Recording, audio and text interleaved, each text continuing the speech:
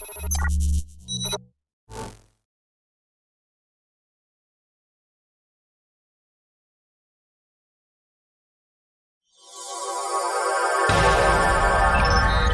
codes verified. Priority 1 message from Starfleet coming in on secured channel.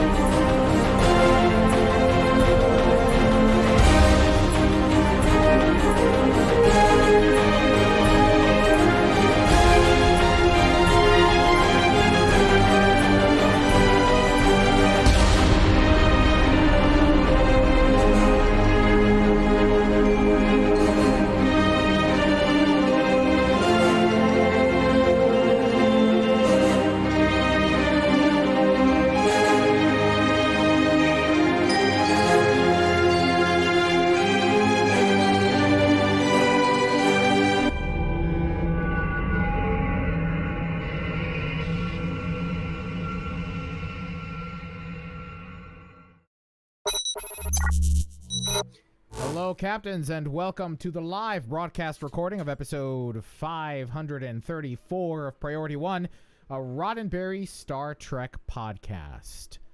I hope you are all doing well tonight. Sorry for starting 10 minutes late. I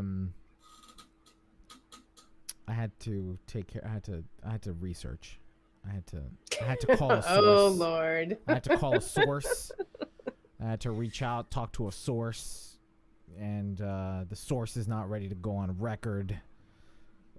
They are afraid. No, I don't know. I'm kidding. I was just trying to make it like a CSI. Tracy Lee Coco says hi, cat and wine.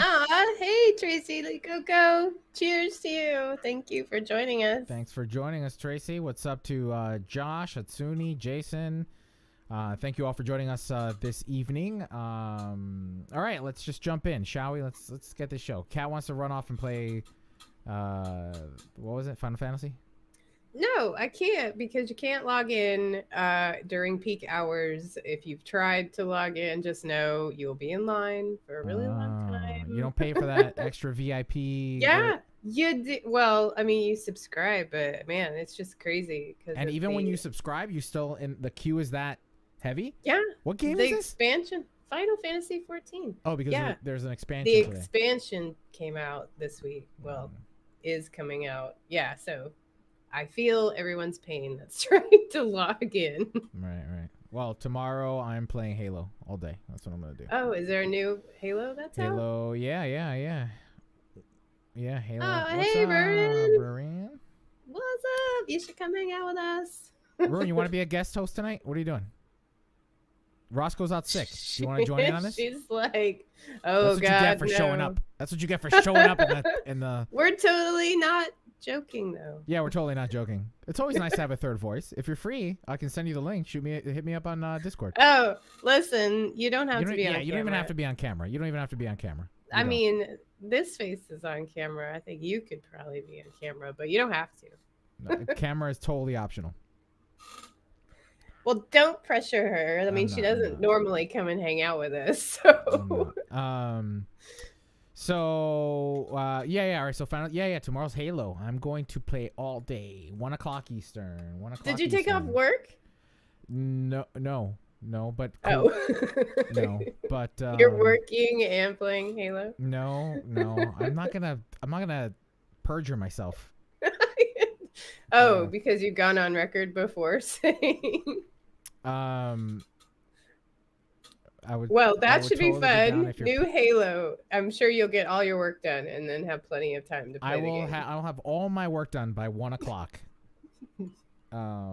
It certainly helps that tomorrow happens to be a day that I get to work from home. Nice. I will Do not you be have playing. to? I will not be playing Halo while I am working, for the record. Damn it! This is all recorded live. This is now on the internet. I'm gonna get an email from Princeton. Please let us know what you were doing. What? You totally saved yourself. Oh no, Alex said she could come on. Yeah, you're welcome to. There's this is prep. What do you prep? I'm like, have you met us before? We don't prep. Preparation is the cornerstone of this organization and this organization's foundation. Nah, I'm kidding. I don't want to say that. No, everything's scripted, Alex. All you have to do is read it and comment. Hit me up on Discord if you want. I'll send you the link. While Kat and I banter as you think about it. Yeah. So So the downside of it is that Halo multiplayer, the campaign, is not going to be co-op yet. That's not going to happen until later in the year, which stinks because I like playing the game co-op with some of my friends and whatnot. But yeah, I'm really excited. So what version of Halo is this? This is Guardians, Halo 6, I think. Well, I mean, it depends on how many of the games you count, but if you're talking about just the first-person shooter games, I believe it's 6 that's coming out tomorrow. I believe it's 6. Okay, so Halo's a first-person shooter. I don't know anything about Halo. Yeah, it's like Those make me dizzy. No, I no, can't I'm do so it. Excited. I'm so excited. It looks good, and it's it seems to be getting decent, early reviews. Very nice. Well, that'll be fun. All right. I would play Final Fantasy if I could get logged in. Although I'm not even at the storyline where the expansion is, so it just sucks because then I just can't log in. Right. All right. Oh, here we go. Awesome.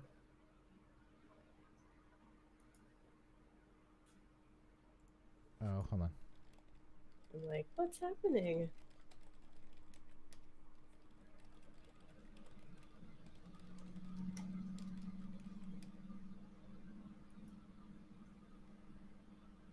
Actually, all right, let's do that. We'll 45 minutes to an hour. Yeah, we can get the show done in that length of time. Ha, we were just putting bets on how long. We were just putting bets on that. All right, it let's do it. 45 minutes to an hour, we can do a show. Yeah, absolutely. Minimal banter, that means. Sorry, everyone in the chat. Banter. Or what we can do is just do Stone News with Alex. We can just do that. Yeah. Yeah. And go a little out of order. All right. Oh, hey, Peter Matthews 007. Thank you for watching from Wisconsin. What's up, Wisconsin?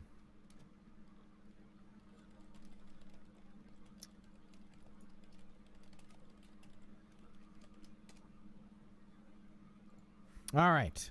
So, yeah, sorry for the delay. Okay, so we started 10 minutes late. Actually, seriously, because I did need to research a story, and I had to reach out to some people. And now we have a surprise guest host, Alex from Ship Talking Pod, and the amazing community art that she contributes into the Star Trek world. So, hi, everybody. Oh, hey, Jamal. These are not new. They're just my other pair. Are those the kind that pop out, like the frame pops out? No. I just have like several pair randomly placed around the house. In case you lose one and got it. Well, one's for computer-ing, and then, hey, Alex. And then the others are for looking far away, and then the others are for looking up close. You need multiple pairs of glasses. I only have one pair, and I'm afraid that they're going to get lost on my mass transit to work. That's what I'm afraid of. Oh, no. Alex, how many pairs of glasses do you have? I've only got the one. Right, the one. pair, and I need. What kind of vision plan do you have, Kat? I mean, but don't. Well- I'm just saying, Zenny is they're like 50 Oh, no, bucks. these- You can. These Zenny. are Zenny glasses. Yes, Yeah, they're awesome. So you can get like 20 backup pairs for every outfit. If you've got a normal prescription and not mine, like I have to get I have to pay extra for the lenses to not be so thick. Oh no. And so I do need a new pair soon, and I'm getting a little tired of having transitions. And so I'm thinking about going and getting like maybe prescription sunglasses. So maybe I'll have 2 pairs someday. Be really fancy. That's where I'm at too.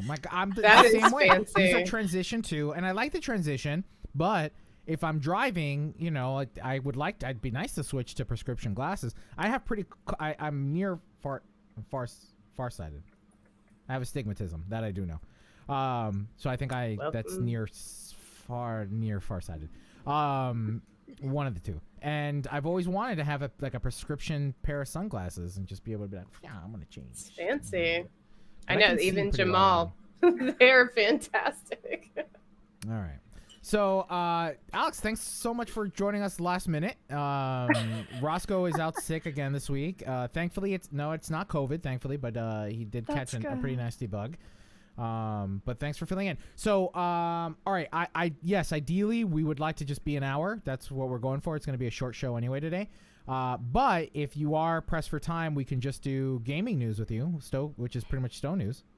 Yeah, I mean, I feel like I am pretty much pressed for time. Okay. I'd be happy to join just for Stowe news if that's possible. Yeah, totally. All right, so I'm gonna send We're talking you... ships, so yeah. Let me send you the copy, and this should open up. So we're gonna go out of order tonight, folks. We're gonna start with Stowe news. Blame Marin. And then not at all. And then we'll move on with the rest of the show.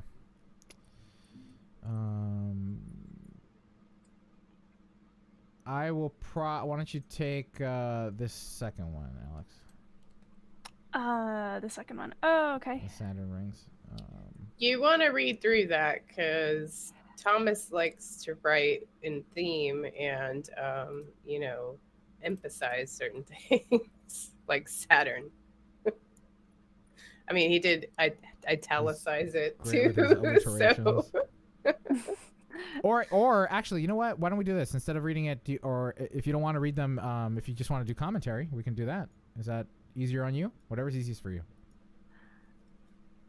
I'm really 6 to 1, half a dozen to the other. All right, fair enough. I'm just here, man. All right, actually, you know what? Let's split this up. That way, we have voices splitting up the long text. And all right, cool. So, all right, I'm gonna hit record, and we're gonna.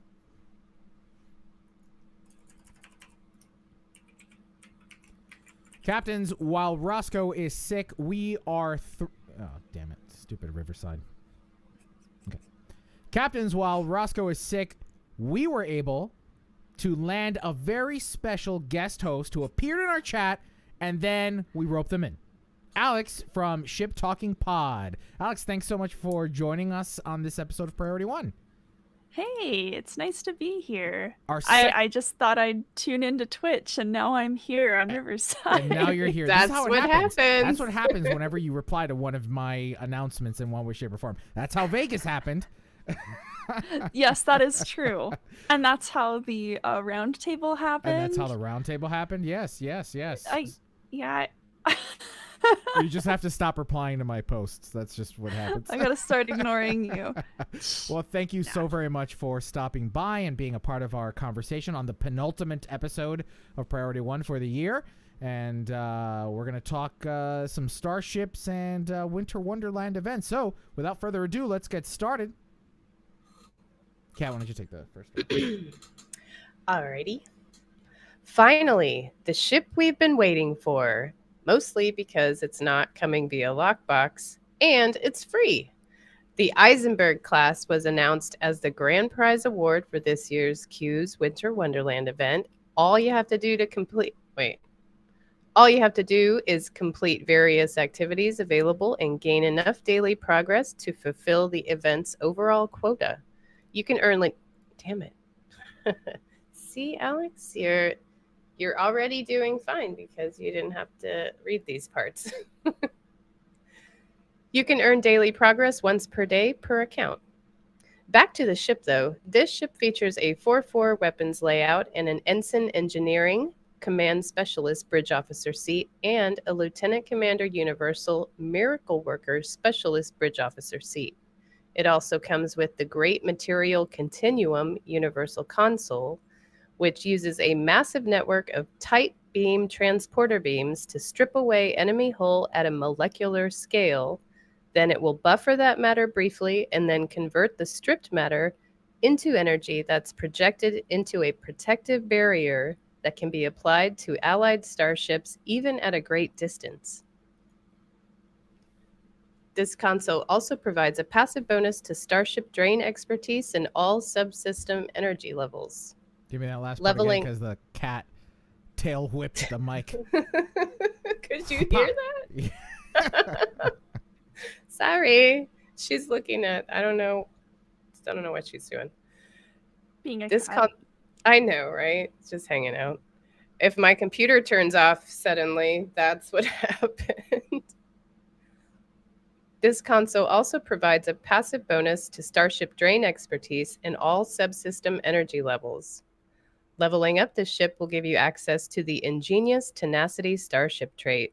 Using this trait and activating any Specialist Bridge Officer ability will briefly grant your starship the ability to redirect incoming damage from energy weapons into shield restoration.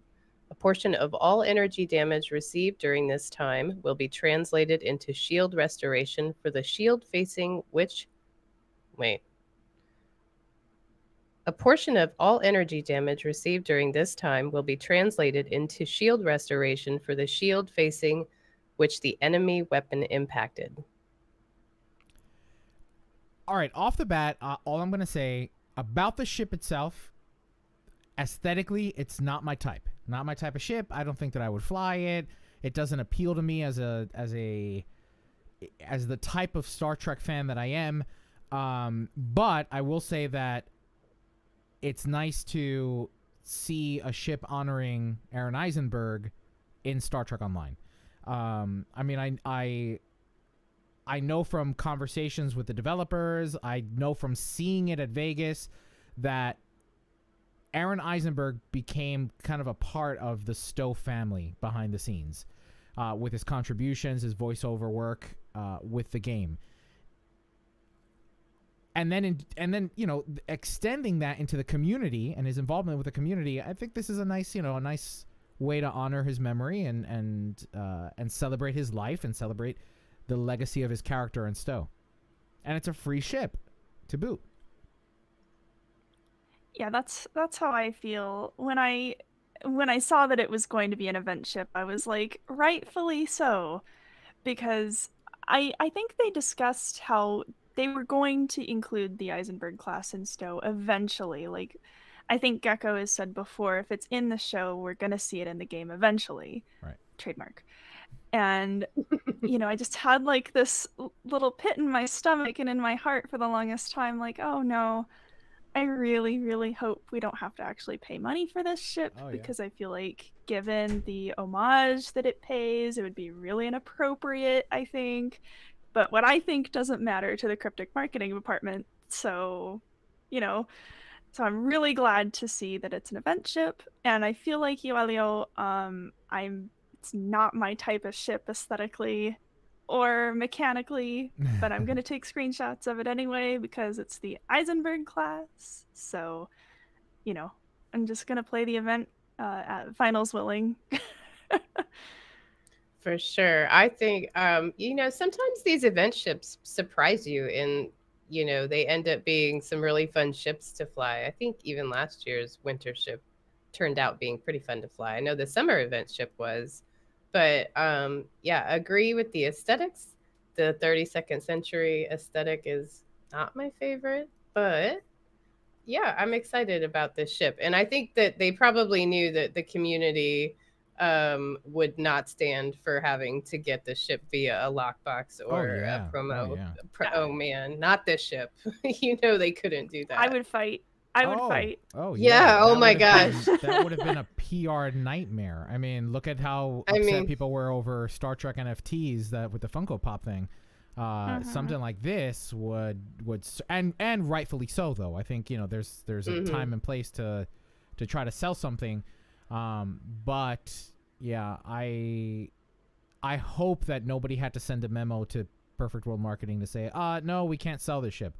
Honestly, the next ship that I would really love to see them give away or do something special with is the Emmett Till. That it's a nice ship. The concept art for that ship is really nice. And I think that it's another name, right? People are going to look up who Emmett Till was, if they're not already familiar with it, bring attention to learn about our own history here in the United States. And again, it's a nice ship. It looks like a nice ship, the concept art for it, which was done for the Deep Space Nine documentary, I believe. If I'm not mistaken, the Emmett Till was concept art for the Deep Space Nine documentary. I'm failing my podcast now because I'm struggling to remember myself. I'm almost certain it is. I'm almost certain they did it for the DS9 doc when they were doing concept art for the 8th season, or the reboot.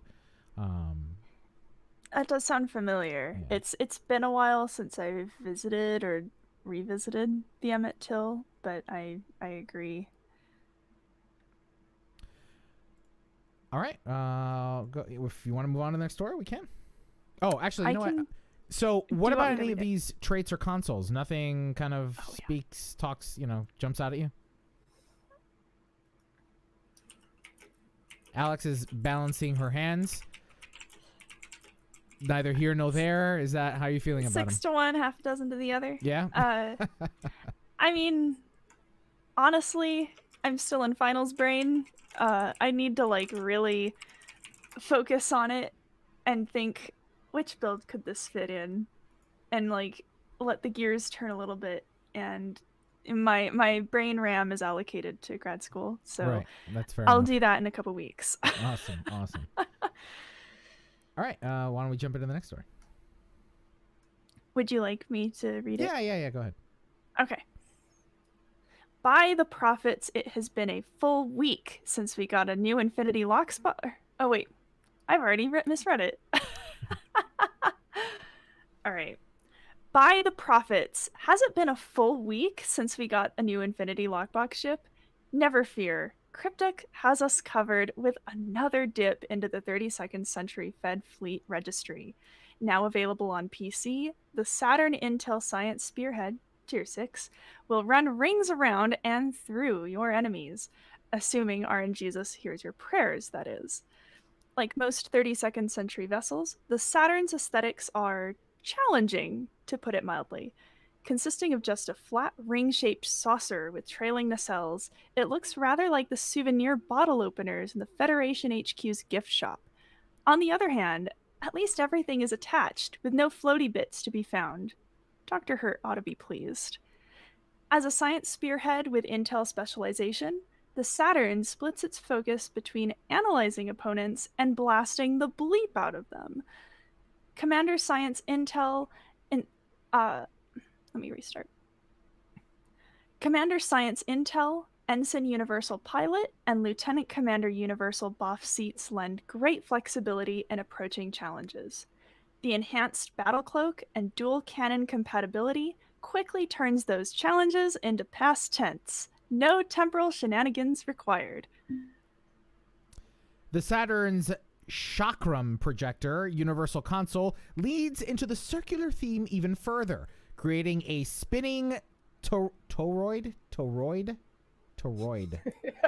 It's toroid. I did not read that word.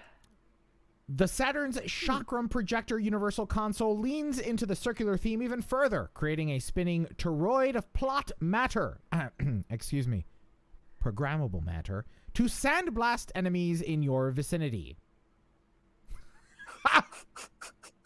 Oh, Panda. I'm definitely adding that. We need to make sure that gets in the show. Sandstorm by Darude. Ships caught within the Ships caught within the death donut take kinetic damage with an additional kinetic resistance debuff. You, meanwhile, receive a passive buff to hull and shield penetration with all starship weaponry. Finally, the automated triage tier 5 mastery trait kicks in a combined instant heal over time to you or an ally within 5 kilometers whenever the subject dips below 50% hull. Automated triage immediately restores 10% of max hull, followed by another 20% of max hull over the next 10 seconds. The trait has a 60-second cooldown, but activating Science Team or an Intel buff ability shortens it by 10 seconds. Let me take that sentence again. The trait has a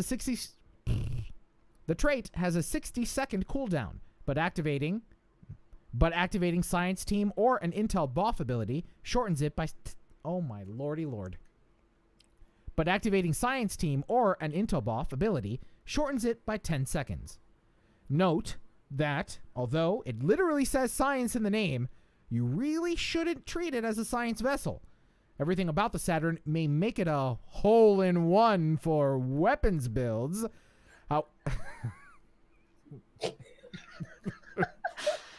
The puns. Oh, Panda. This is not a complaint, by the way. However, So good. only one of the mastery package traits improves your exotic damage, and neither the chakram projector nor automatic triage affect it at all.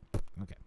However, only one of the mastery package traits improves your exotic damage, and neither the chakram projector nor automatic triage affect it at all. Expect to go cannons hot and leave the gravity wells at home.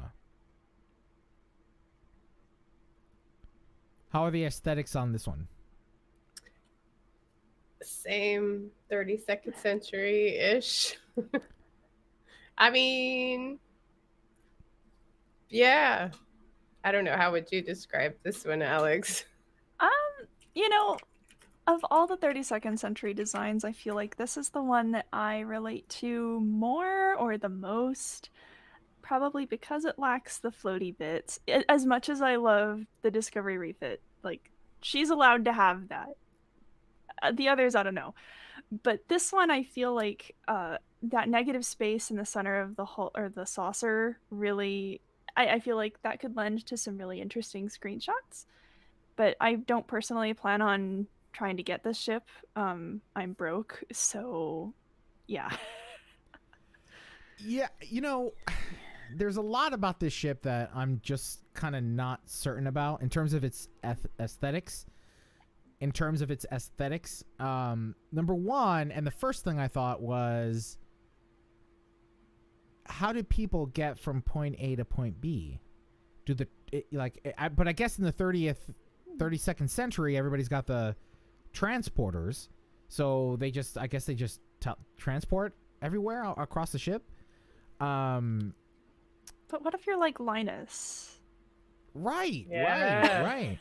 And to your point about screenshots and demo record, I wonder if there is in fact negative space. Like, do you think something can go through that? Like a game object can go through that empty space, do you think? I think it's small, though. I don't know. Given how hitboxes work in this game, I don't think that they'd actually program a little hole in the hitbox. I mean, that would be really cool. Right. And you could like Photoshop stuff going through that negative space, but I think in game, I don't think so. It's just a bunch of phaser beams. Miss me, miss me, miss me. Everybody, I think this is the one that everybody's calling a toilet. Yeah. Oh, Where's Toilet the bidet? ring. Where's the bidet attachment? I Well, want they had that.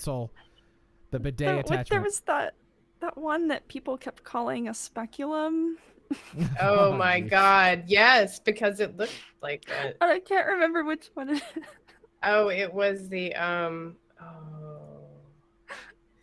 dang, other 32nd century ships. They all I'm gonna- kind of like blend together in my Right. mind to make this weird, like, you know, that AI generated art? That's how I feel about the 32nd century ships. They just kind of are like blobs. Is it the Kirk? No, it's not the Kirk one. The The Kirk actually looks kind of cool. the Earth Defense Force I think- vessel. That looks like a speculum. That looks like either an elephant or a tooth. Yeah. So Panda was yeah. kind enough to kind of go into analyzing this ship for us. Oh, the Courage. Right. The Courage Club. And according to his research, he seems that it kind of matches up with the Crossfield, or rather that the Crossfield's kind of its closest comparative starship, with a lot of similar specs. I mean, this particular ship, the turn rate is 9 versus the refit, which is 11. But, you know, with respect to hull and shield modifiers, you know, not much difference. Same thing with inertia. Not that big of a difference. So movement wise, it probably performs comparably to the Crossfield. But really it's, you know, with this particular ship layout is who is it really for and how best to play it, right? Because it's not really a full science ship, right? You can't throw gravity well. You can't control as much as you might want. It's almost like a science-y escort, almost, like maybe not even. I don't know. If I can't use gravity wells on it, I'm not interested. I'll keep my Crossfield refit. Thank you. That's how I feel now about the Section 31 battlecruiser. I can use gravity well on the battlecruiser, and I really like it. I really like using gravity well. So you don't think you'll chase after this ship, do you, Alex? No, I don't. I don't think so. It does look neat. I might use, if I really want to do screenshots of it, I might use some demo record magic. Like find somebody who has the ship already and do things that are really difficult to explain at the moment. Right. No, well, I mean, I'm sure we are all going to be looking forward to those screenshots and the awesome content that you produce. But while we have you, what are your thoughts on the Winter Wonderland this year? Are you excited for it? Are you getting all the things? What are you most excited for? Well, Did you get the sweaters?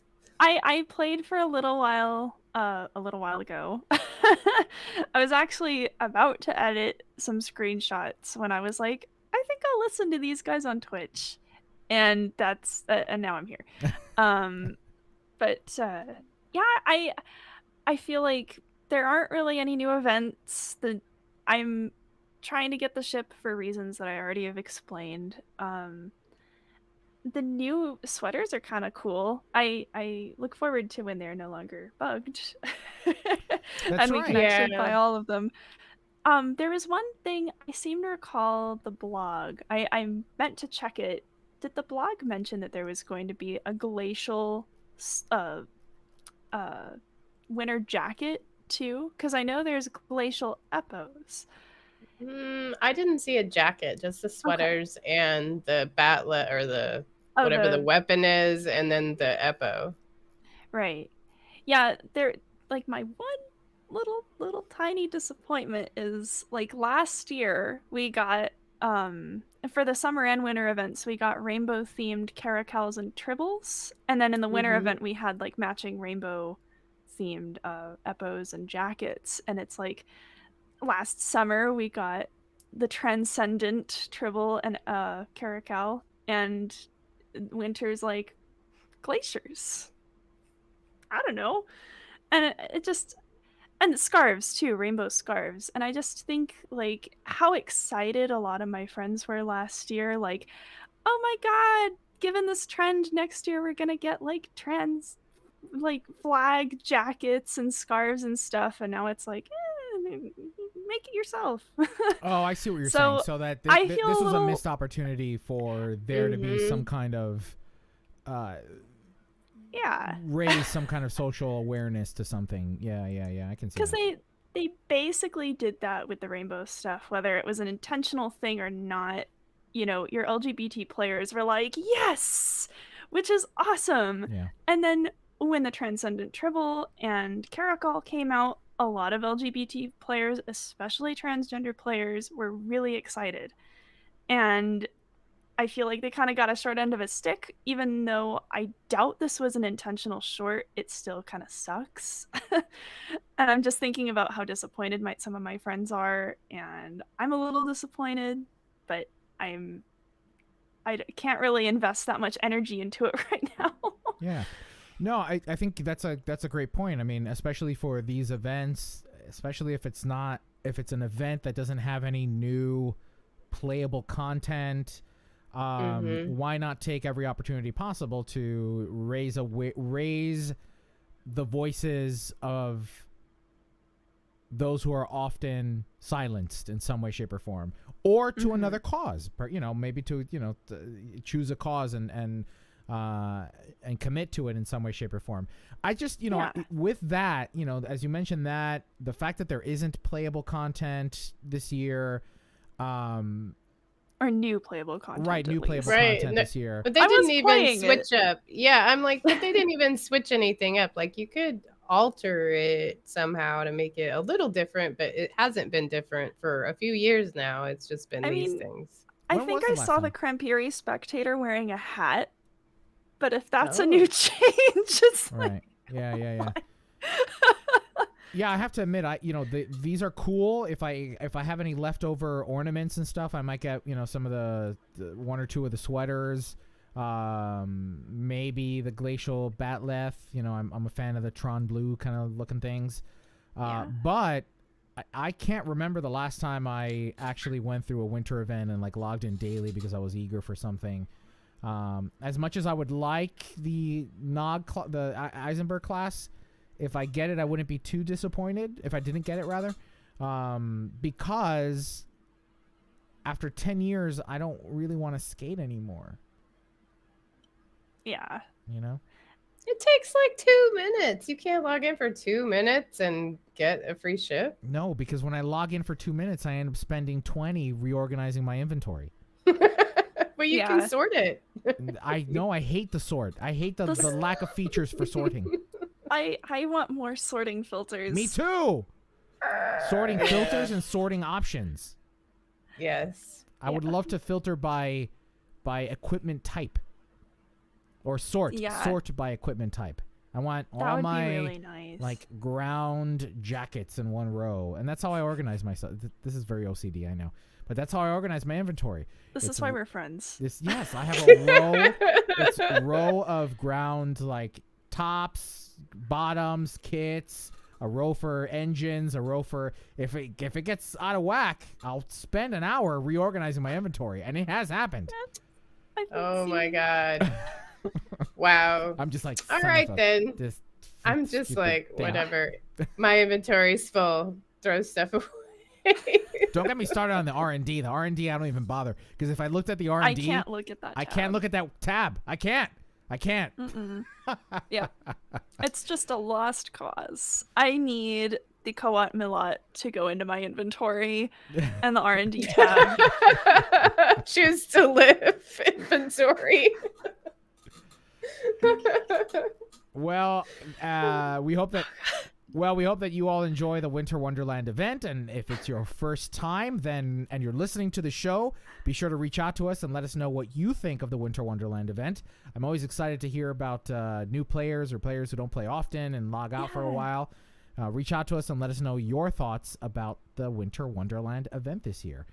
All right, so when you're jaded about things, it's so exciting to hear like new perspectives.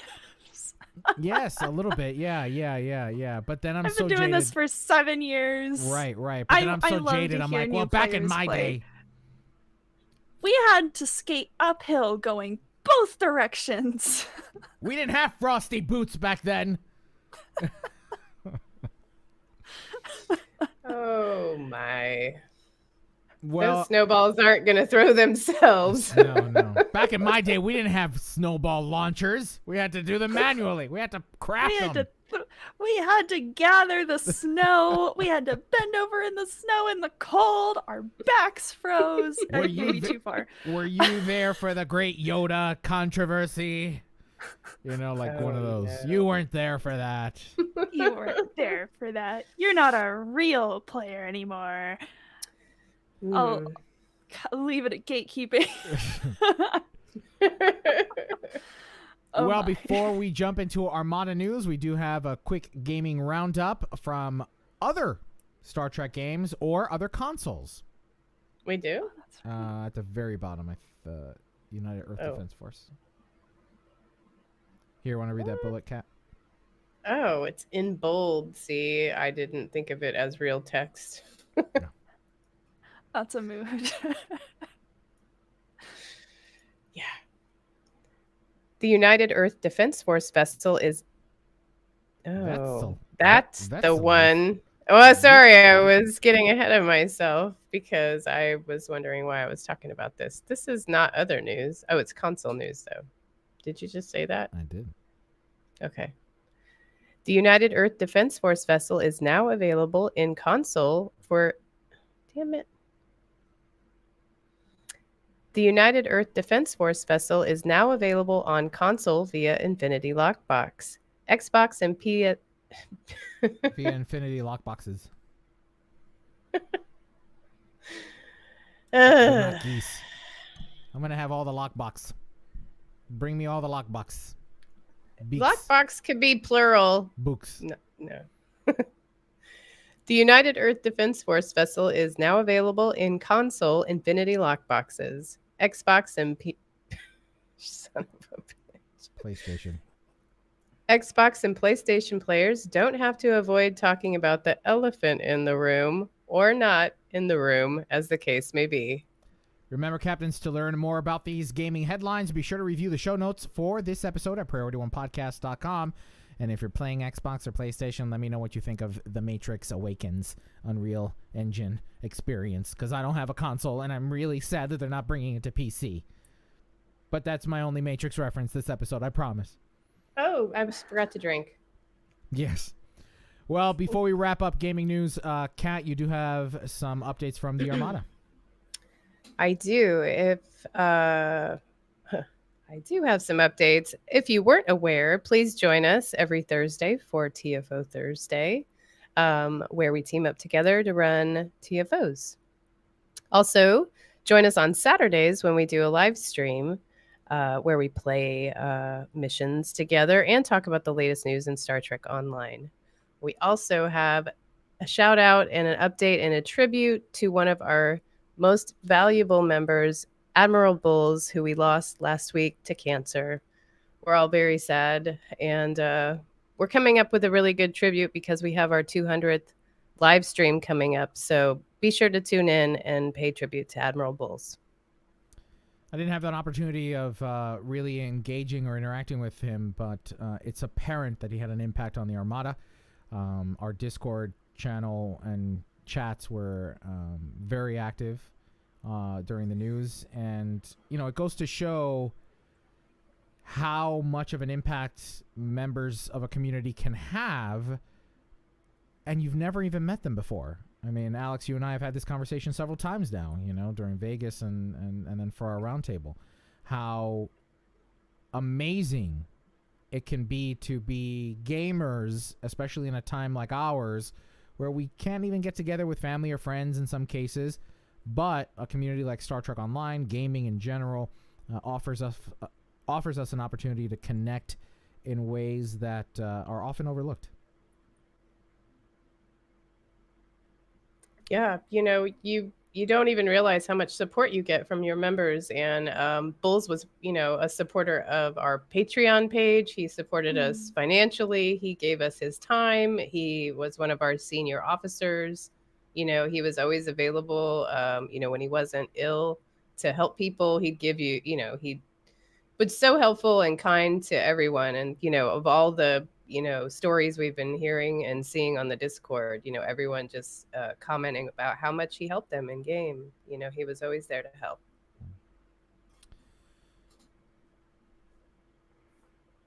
Well, Captains, on that unfortunate note, we wrap gaming news. Now we look on screen for the latest episode of Star Trek Discovery. All right. So that ended. Okay, can you do timestamps? Yeah, That ended I at have it. 31:16, please.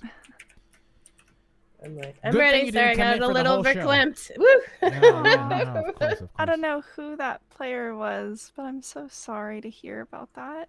Oh, thank you. Yeah. Well, Alex, thank you so much for joining us. Ooh, thank you so much, Alex. That was awesome. Yeah. You should come hang out with us more. It's a good thing you did not commit to the whole hour, to the whole show. Yeah. Yeah, I'm like running out of steam here. When are your finals gonna be over? Next week. Yay, that's so exciting. It's only 4 10 to 15 plus page essays. Only. Wow. I do not miss school. Yeah. I'm like, that's day 3 of the bar exam. Right. Well, thank you so very much. And why don't we just remind everybody who's watching how they can follow you, where they can catch you, and. Oh yeah, so I pretty much live on Twitter. My handle is @RurinFane. That's RURINNFANE. And I think the Priority One Twitter account retweeted me, or at least Roscoe did. So Awesome. that's you can also find me that way if spelling is hard. I didn't think about spelling when I made this handle. Well, we'll be sure to include your links in our show notes. But Alex, thank you so very much. I know that you must be exhausted. It's no easy Great task. to have fun with doing stuff like this, though. I love your calendar shots, though. P.S. I have been following you. Yeah. I love your calendar shots. They're amazing. Yeah. Thank you. I appreciate that so much. Well, I hope you find some time to get some rest after finals, and please don't be a stranger. You're welcome to jump on the show whenever you want, or just stop replying to me, because otherwise I'm going to rope you in. Oh my gosh. No, I enjoy this. I'm glad. You're always welcome. The door's always open for you. Thank you. Well, you guys have a fun rest of your episode recording, and I'll see you guys around. I'll see you around. All Happy right, holidays. see you. Good luck on your finals. Good luck. Bye. Thank you. Bye.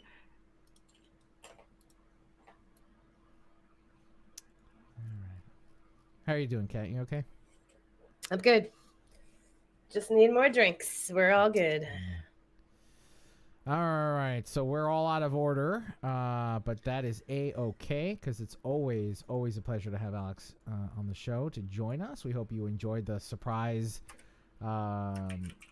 appearance. Surprise! And, Which we didn't know about either. Which we didn't know about either, but it worked out great. It was perfect. Yeah. If you're more than I'm in no hurry, so if you need a second, I totally good. understand. I'm good. All right. All right, let's jump in from intro. Ready? Yep. All right, 3445. 3445. 3445. I have a hard time saying that. Am I reading this? Yeah. Right. This week on episode 534 of Priority One, ViacomCBS breaks into digital. Oops, I can't talk.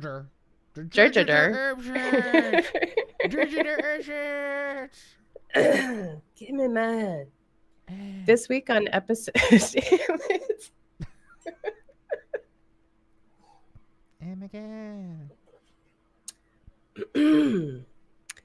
This week on episode 534 of Priority One.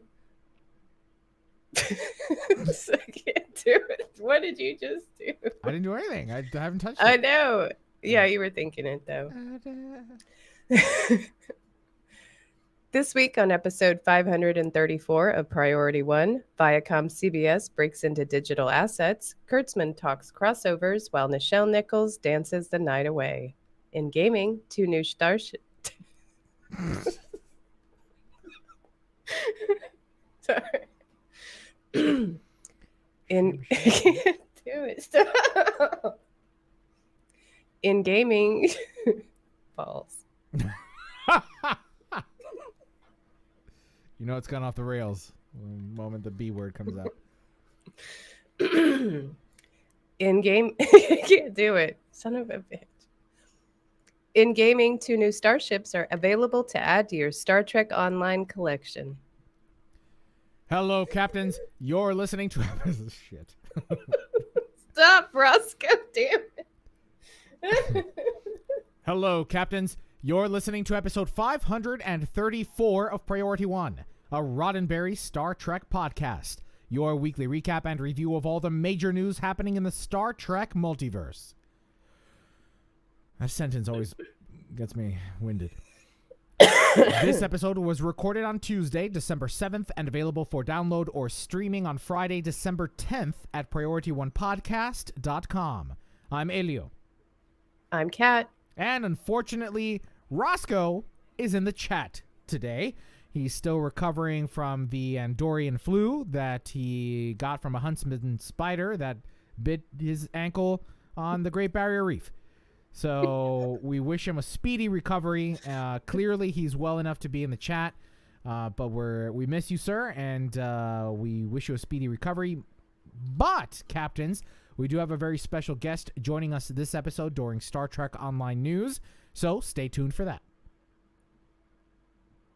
Good. I'm glad it wasn't radioactive, Roscoe. It just made you really, really sick, which, I mean, it's a plus minus. Watch out for those spiders there in Australia. Watch out for those man-eating cacti. Hey, dude. Oh, am I doing this next one? Yeah. Before we jump into the news, we want to welcome new listeners to the show and hope you'll stay in touch. You see, this show is produced by a community of volunteers who donate their time and talents because, like you, they're passionate about what Star Trek is all about. You see, so we hope... Ooh, my bad. Oh, totally are jumped you... you. No, my bad. Oh, yeah, you know what? I'll take over here. All right. You know, community is a really important word here because, like Kat just said, we are, in fact, a community of volunteers. And in turn, we want you to be, and in turn, we would love for you to engage with us each and every week. Anytime we talk about a headline that sparks some kind of response from you, emotional, whether you're angry, happy, sad, we want to hear about it so that we can feature your opinions and your comments on our show and start a dialogue with you. So, as I normally do, sure, you can be a Patreon. No, let me not say it that way. So, as I normally do during this part of the intro, I do, of course, want to mention our Patreon page at patreon.com/PriorityOne, because with the support of our patrons, we're able to continue to produce the show. Without them, the lights would go out. We do need to pay for some services to make sure that we can produce the show. But another way that you can help support the podcast is by engaging with us on social media and, of course, by sharing the show with your friends, reminding them that they can get their weekly roundup and review of all the major headlines from the Star Trek multiverse right here at Priority One Podcast. We good? Yeah. Now let's find out what's been happening in the Star Trek multiverse. All the words I said made sense in my head. Did they come out since? Yeah, that made sense. Yeah. 39, actually 40 on the dot.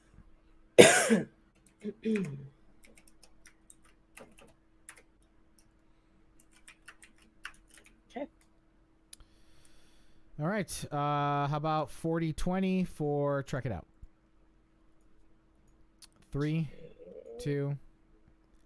Bitcoin, ETH, blockchain, NFT, Web3. These are all terms that you might have already heard rumblings about. Personally, I've had my ear to the ground and followed these technologies since Chris first mentioned them almost a decade ago on Stoked, back when a single Bitcoin was less than $10. I have regrets. Well, the tech is now finding its way into today's Trekkie collectible experiences. For starters,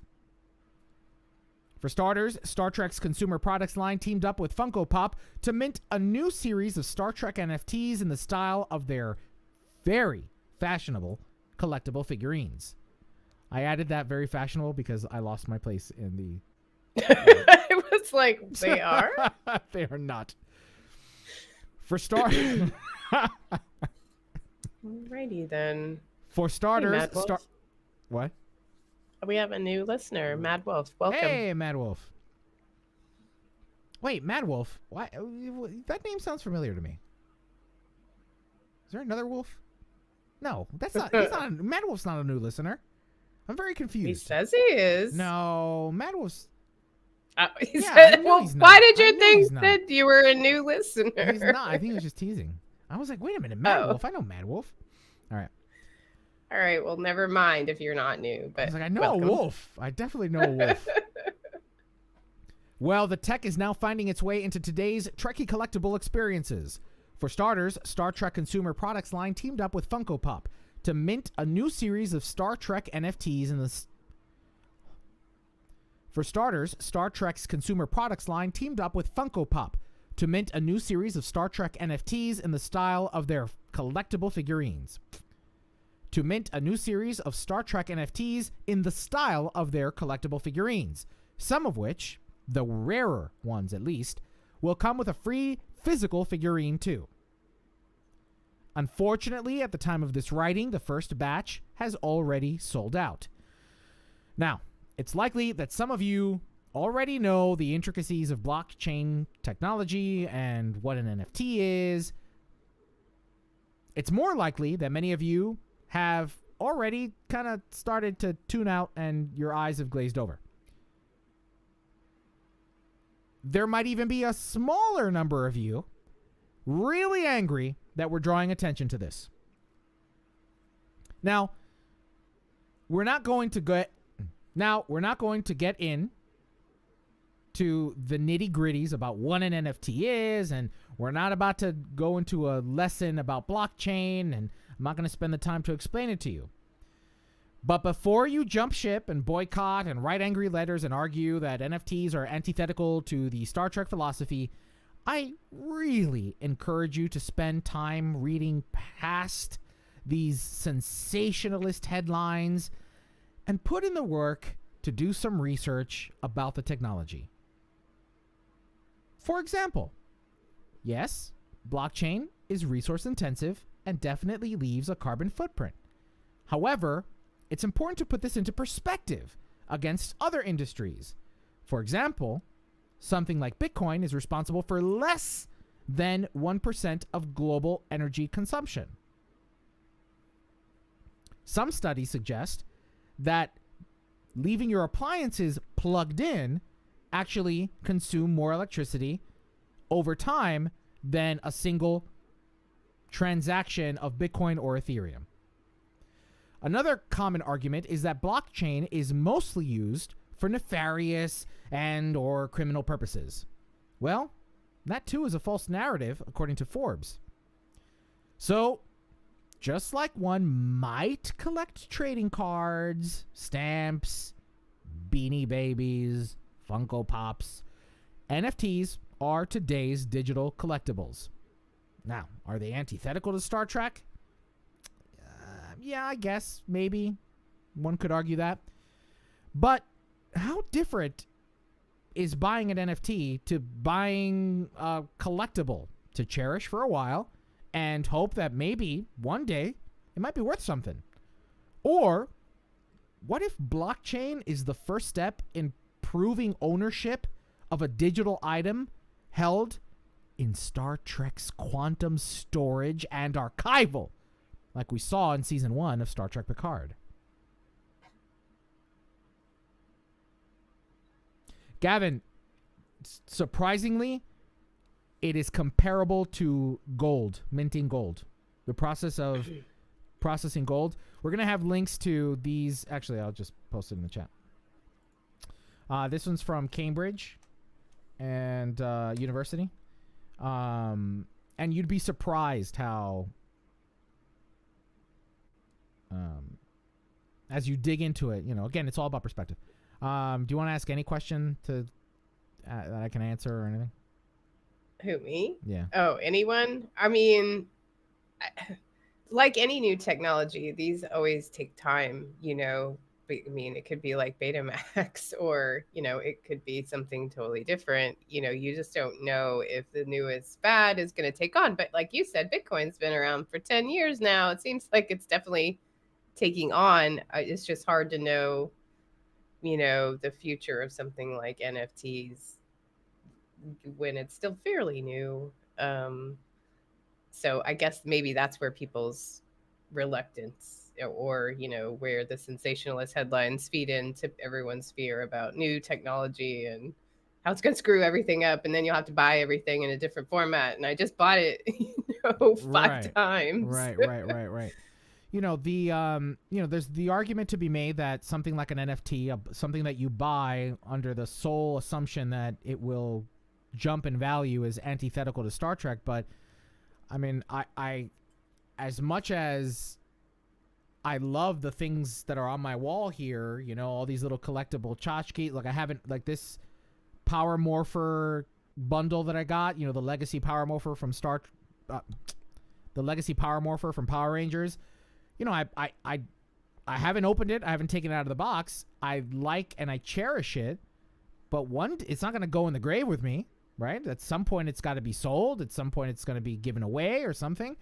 So I don't think it's absurd to buy into a digital asset, especially if it's not really damaging the environment as much as the sensationalist headlines are suggesting. Is it? Yeah, of course. And 1% I'm sure adds up, but it's not nearly as bad as what people are proclaiming.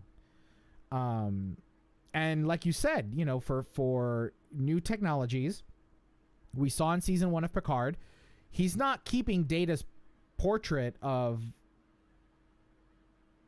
Lal hanging on a wall. I mean, he does in his chateau, but when he goes to look at the original, or one of the copies, it's a quantum holographic reconstructive replicator kind of thing.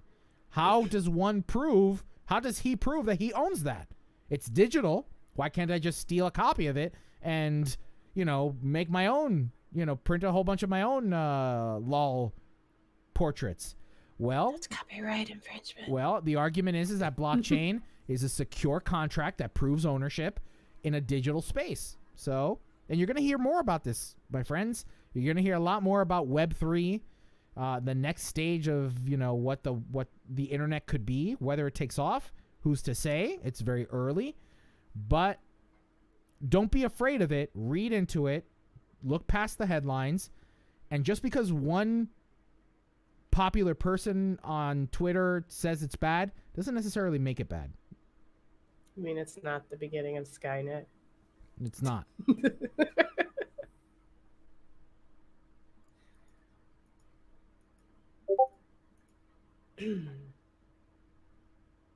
We can go on to the next one. All right. Considering the amount of new Star Trek series either on screen or in development, you may be thinking it's more than likely that there will be a crossover event of some kind. We've even talked about it on this very show. But turns out Alex Kurtzman is thinking along the same lines. Kurtzman and Sonequa Martin Green were guests on the new episode of Deadline's Hero Nation podcast, speaking about Burnham's journey into the captain's chair. But the conversation came around to the idea of crossovers and if that is a real possibility. Kurtzman says yes, but it's got to be good. Quote, "Here's the thing about crossovers. I think crossovers can be really, really exciting, but they have to exist for a reason. There has to be a great story reason to do it." End quote.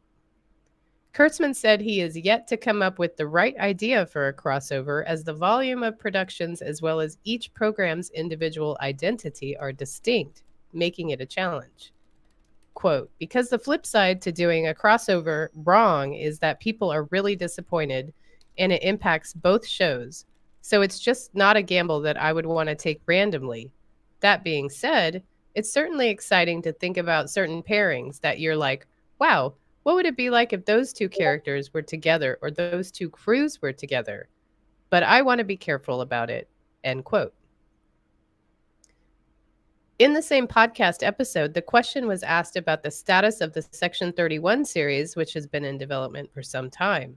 The only answer Kurtzman would give was brief, saying, quote, "We're in a very exciting place. I can't tell you anything yet, but it's still very much alive." End quote. Links to the interview will be in our show notes. I'm sorry, but I have a hard time believing that they can manage a crossover when they barely know how to manage a story in a single season. Yeah, I was like, yeah, Kurtzman, it does have to be good, and maybe you're not the person to do that. Yeah. And why does he have to come up with the ideas? Shouldn't someone else be coming up with these ideas? Right. Yeah. I don't know.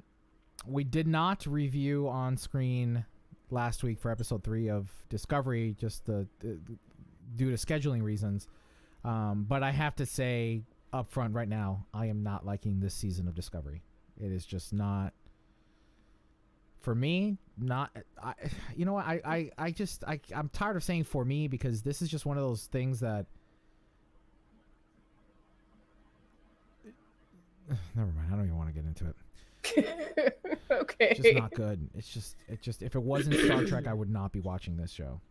And I don't know how many people would, is really my point. Yeah. I mean, I still think the performances are great. I love performances are great. The actors are great. Yeah. Sure. David Ajala as Book in this season with that whole storyline. Wow. I mean, he's fantastic. But side note, please cut all of this. I don't want this in Trek It Out. You know what? Let's just get through Trek It Out, and then we can. Just all right, then. Interview on show. Go ahead. If you were watching updates on Twitter from LA Comic-Con this past weekend, you undoubtedly saw that Nichelle Nicols made her last ever public appearance. This was also confirmed on her website. An inspiration to so many, NASA has released a touching thank you video to Nicols. What? An aspiration to so many, NASA has released a touching thank you video to Nicols to recognize her impact on the space program through her efforts to recruit women and people of color to NASA in the 1970s. Check out the video from NASA in our show notes.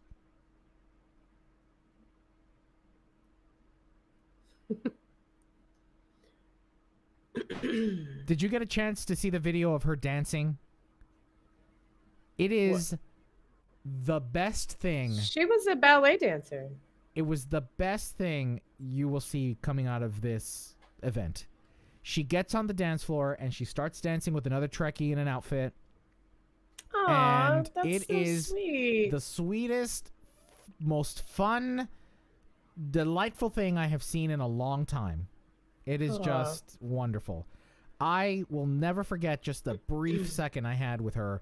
She took a picture with me. She was kind enough to ask me my name.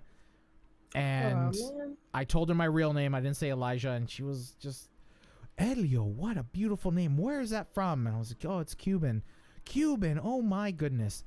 I'm getting all verklempt thinking about it.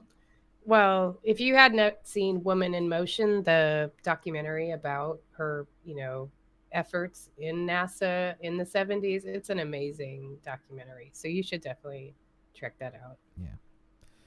Well, here are a few headlines that we didn't discuss, but thought would interest you. Links, of course, will be in our show notes.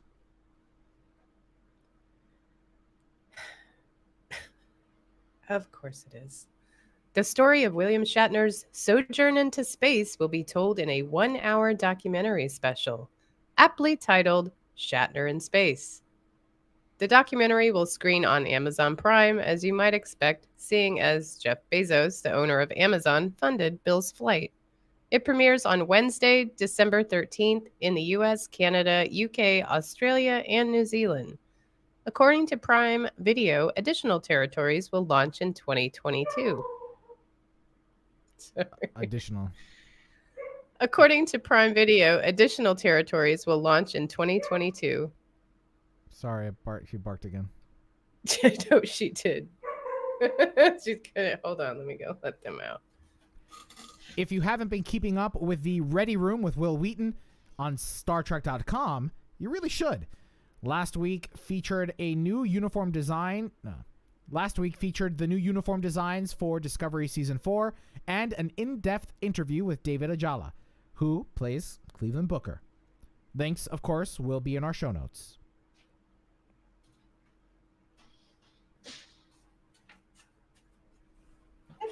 Sorry. All you have to do is sweep us out. Okay. Well, Captains, that's all the news we have to trek out this week. Now let's find out what happened in the world of Star Trek gaming with special guests. Give it to me one more time. I heard the jingle jangles. Oh, that's because they are running around. Well, Captains, that's all the news we have to trek out this week. Now let's find out what happened in the world of Star Trek gaming with a special guest. 5652, please.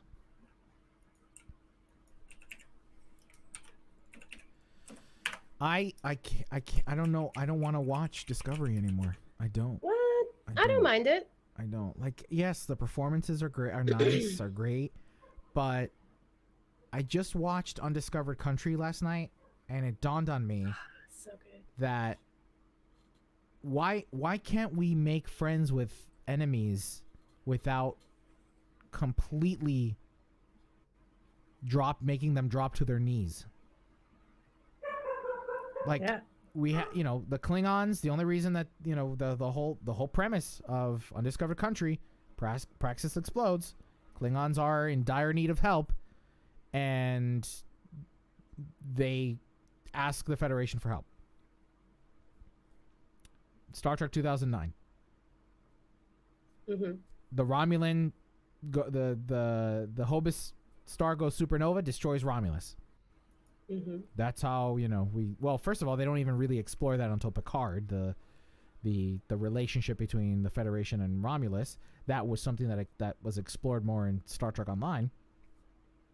And then now Cleveland Booker's whole planet got destroyed. What is up with Kurtzman and destroying planets for people? Like, what that old dog needs to learn a new trick. He's got to learn a new trick. I mean, is it just because Alderaan?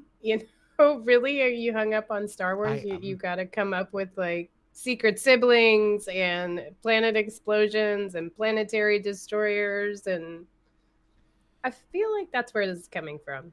And if he's trying to have a, like, Kirk to Burnham, Saru to Spock kind of relationship, it's not translating well. It's just not. And I don't think he's trying that. I mean, there is just, but this season of Discovery is not grabbing me. I laughed the moment the president of the Federation said, "This is the greatest threat we've faced since the burn." You just solved the burn. How is this the greatest threat since? What does that mean? What were you dealing with between the burn and now? How many threats came around? And this is the greatest. That shit was last week. What? Why are you saying that? It's like the line should have been. This is the worst thing since last week. Like, the line should have been, my God, just when we thought we could have some respite after the burn, we have to deal with it. No, this is the worst thing since the burn. What?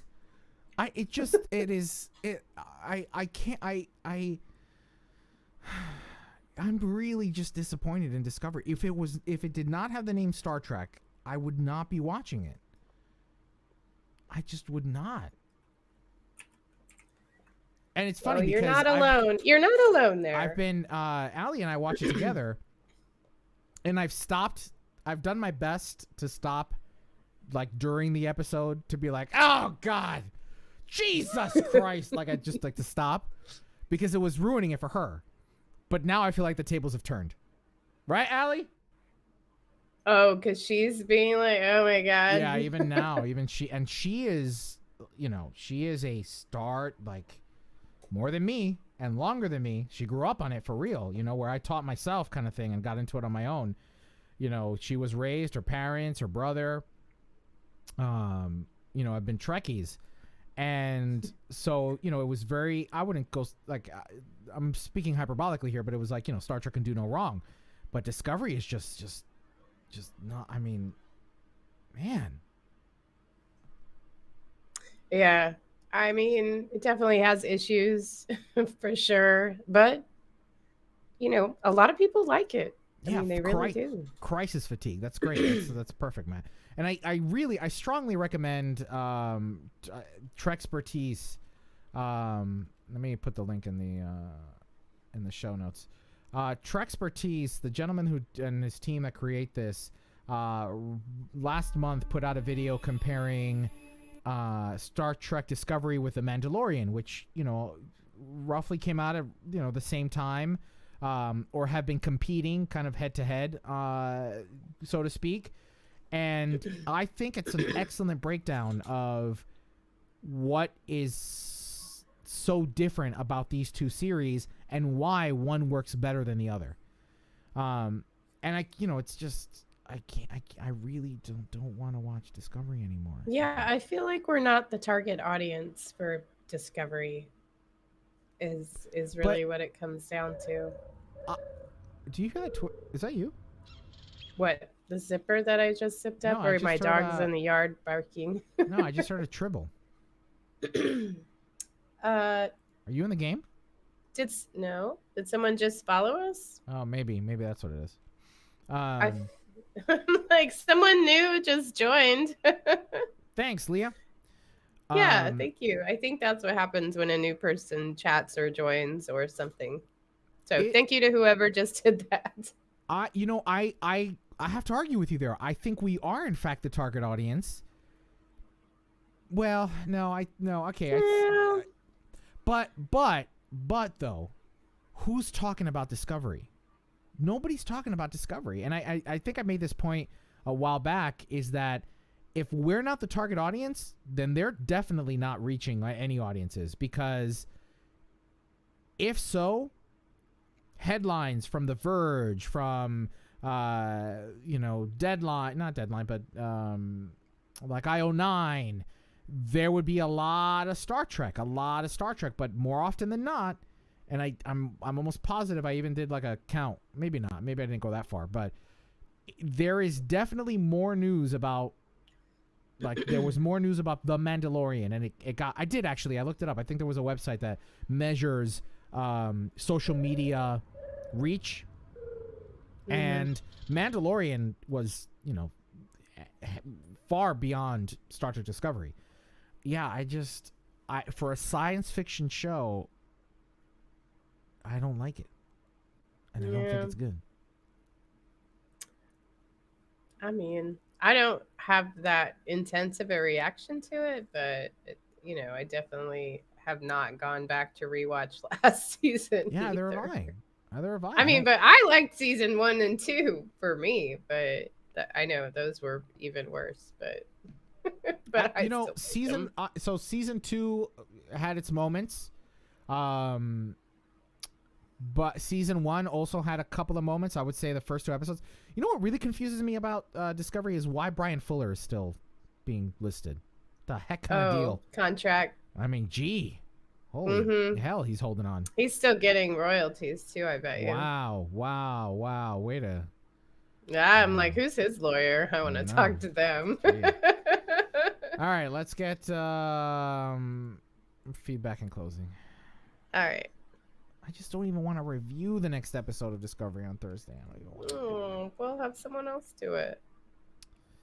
All right. All right, feedback and closing, 105.10, please. 105.10. 3, 2. Well, captains, hailing frequencies are now open, and we're ready to receive all of your incoming messages. This week we asked, which item from this year's Star Trek Online Winter event are you most excited for? Here are the results from our poll. 80.2% of the votes went to the Eisenberg-class ship. Well, that's a big shock. Not really. The new Lower Decks Christmas jumpers. We call them sweaters here in the U.S., Roscoe. No, I think that was James. Oh, that's James. Okay, James. 19.4% of the votes for the sweaters. The new minty blue bat'leth. No one voted for the bat'leth. What the heck? No one was excited about the bat'leth?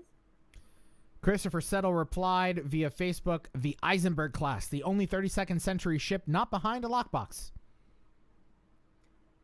David Collins replied also via Facebook, the Eisenberg by far. It's such a good move by Cryptic to make this a free, earnable ship in memory of Aaron. A lot of respect for them for that. And on Twitter, Captain BG2301 replied, I am absolutely excited for the Eisenberg class. Finally, a 32nd century starship that is accessible to all.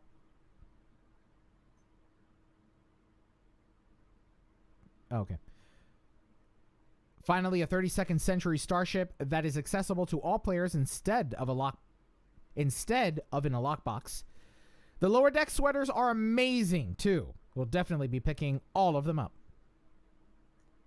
Also via Twitter at Stu1701, the barrel. I'm assuming this is referring to the Eisenberg class ship because I don't know what else is barrel shaped that we're getting in the winter event. Aren't you getting a Torg in a barrel and like a little? Oh, it is the barrel. No, that's not. There is an actual barrel. Yeah. Wait, that's what he's referring to. The Warnog barrel. Mm-hmm. Yes. Thank you, Kel MG. You can get the rescue Targ with the Warnog, or you get an actual barrel of Warnog, which is unclear if you get like an emote to drink the Warnog when you get the barrel. What does the barrel do? Just follow you around? Does it Probably. even do that? I don't know. Well, I need to log in and get my sweaters and to get my Targ. So... Well, that wraps up episode 534 of Priority One, a Roddenberry Star Trek podcast. But there are more great shows available to you on the Roddenberry Podcast Network. Just visit podcasts.roddenberry.com for a complete list. Then be sure to subscribe to them all and share them with your friends.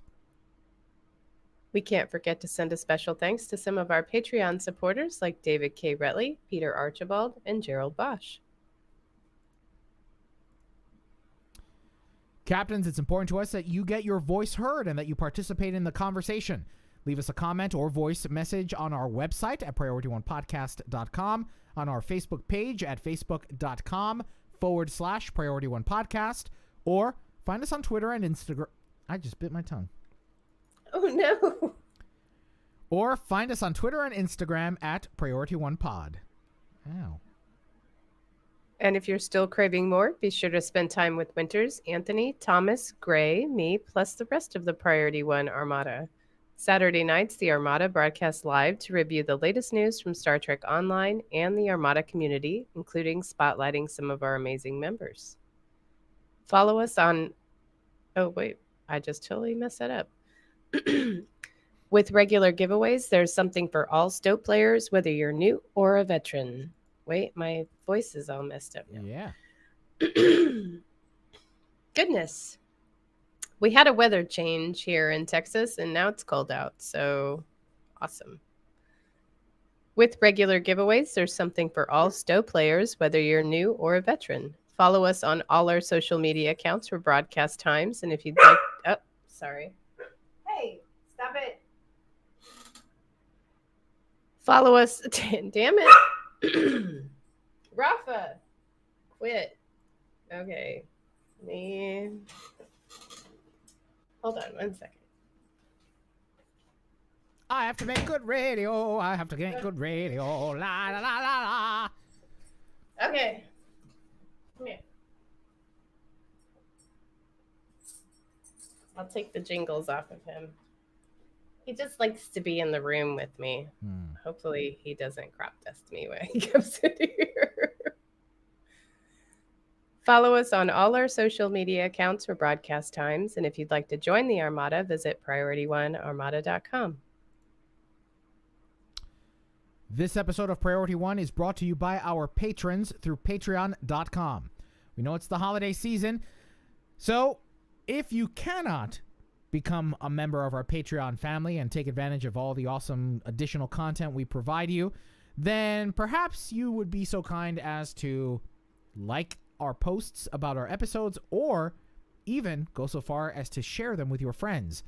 Letting other people know that they can get their weekly roundup of Star Trek news right here is another great way to show your support. Sorry.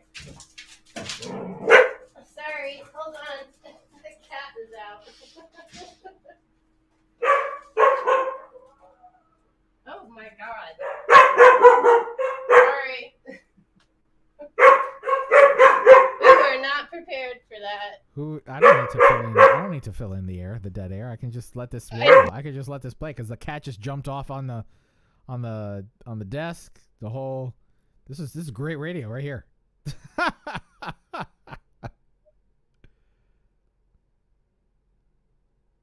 You're muted.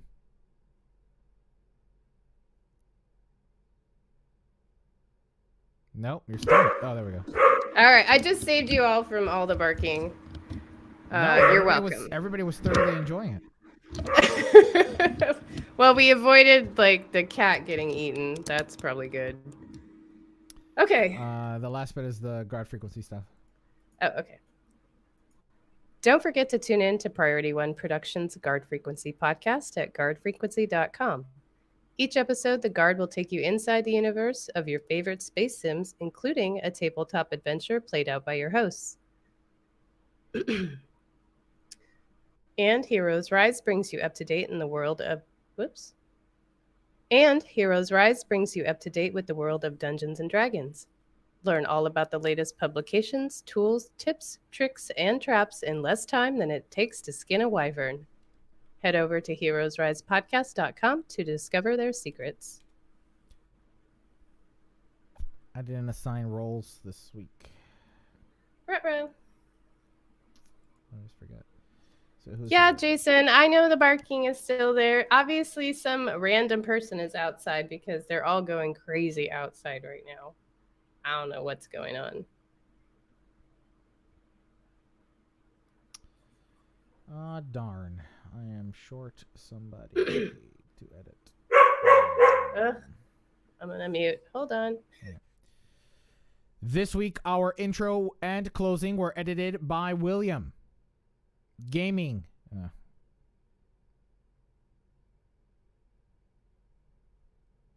I don't know who's doing. All right. This week, our intro and closing were edited by William. Gaming by Gray. On screen by Alex. Thanks to our producer, Jake, and associate producers, Shane and Thomas. Together, they help us organize and write up our summary of the weekly headlines from the Star Trek multiverse. Thanks to our graphic artist, Alejandro, with support from Jason of the Priority One Armada. Thanks to our social media managers, Sarah and James. Thanks to the composer of our theme music, Chris Watts. But most importantly, a big thanks to you, the Star Trek community, our listeners, because without your ongoing support, none of this would be possible. All right. And that's a wrap for episode 554, the penultimate episode of the year. Next week is our last episode of 2021.